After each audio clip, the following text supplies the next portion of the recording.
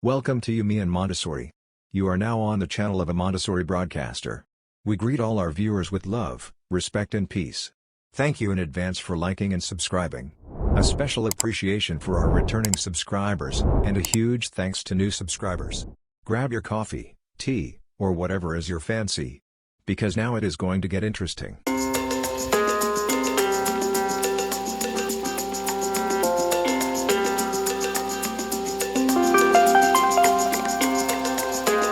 Ready?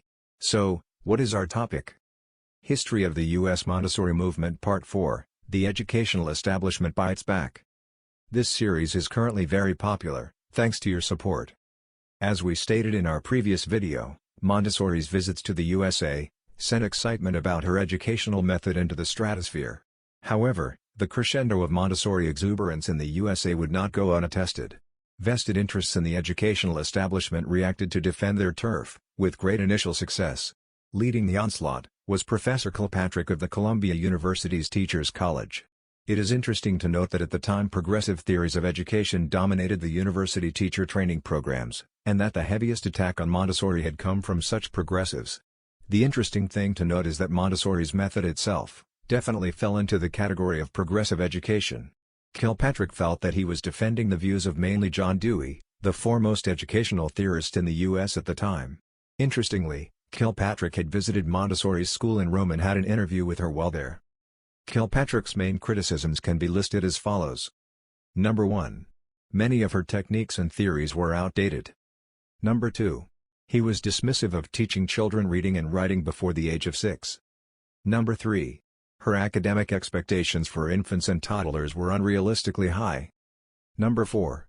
Her view of inner development caused her to neglect the importance of education as a series of transactions between the child and the environment, important for intelligent adaptations.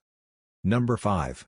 Not providing or encouraging group work, thereby neglecting the development of social intelligence and problem-solving skills.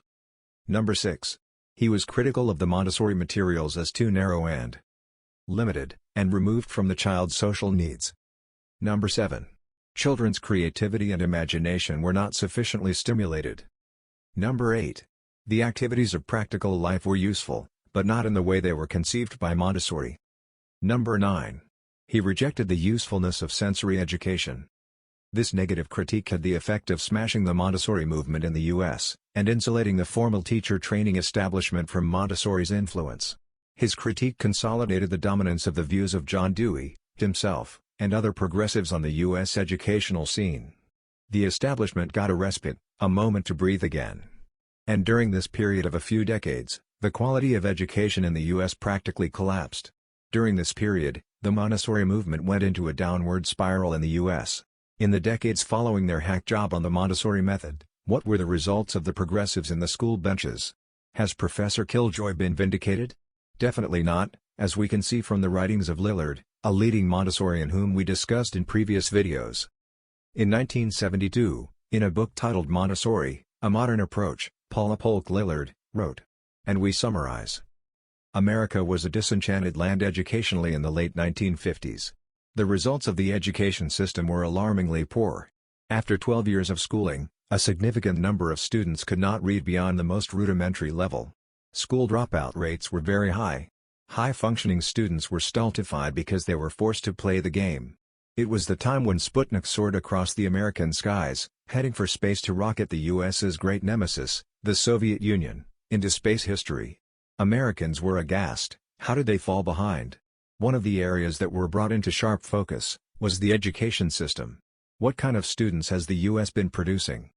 This educational crisis has already stirred some thinkers into head-scratching during the 40s. Since the 1940s, new discoveries in the laboratories of psychologists and physiologists led to a great rethinking of psychological and educational theories.